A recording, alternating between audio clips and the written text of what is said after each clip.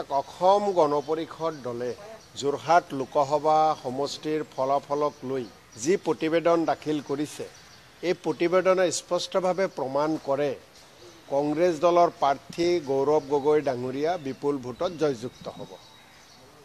অসম গণ পৰিষদ দলৰ প্ৰতিবেদনতে প্ৰমাণ কৰি দিলে যে যোৰহাটত এইবাৰ গৌৰৱ গগৈ ডাঙৰীয়া বিপুল ভোটত জয়যুক্ত হ'ব। অসম গণ পৰিষদ দলৰ সেই প্ৰতিবেদনখনে আৰু এটা কথা স্পষ্ট কৰি দিলে দীঘলীয়া সময়ৰ কাৰণে অসম গণ পৰিষদ দল এইখন অসমত নাথাকে।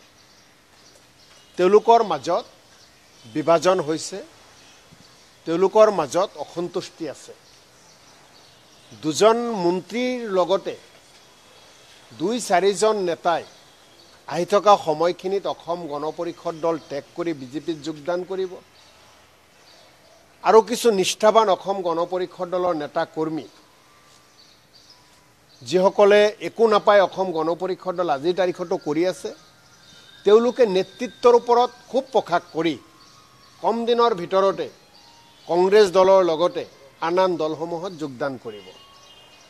নিৰ্বাচনৰ পূৰ্বৰ পৰাই আমি কৈ আহিছিলোঁ যে অসম গণ পৰিষদ দল এটা কোম্পানী হৈছে, কেইজনমান মানুহে চলাই আছে। তৃণমূল পৰ্যায়ৰ অসম গণ পৰিষদ দলৰ কৰ্মীসকলৰ কথা তেওঁলোকে নুশুনে, তেওঁলোক অসন্তুষ্টি আছে।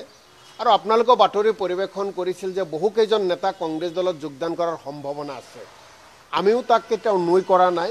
নিৰ্বাচনৰ সময়ত কথা বাৰ্তাত অকণমান আমাৰ সময় কম হ'ল বা কিবা কিবি কথাত আমি মিলাব নোৱাৰিলোঁ, কিন্তু 4 তাৰিখৰ পিছত এটা দীঘলীয়া শাৰী পাতি ৰাজীৱ ভৱনত অসম গণ পৰিষদ দলৰ বহুকেইজন জ্যেষ্ঠ নেতাৰ লগতে তৃণমূল পৰ্যায়ৰ কৰ্মীসকলেও যোগদান কৰিব।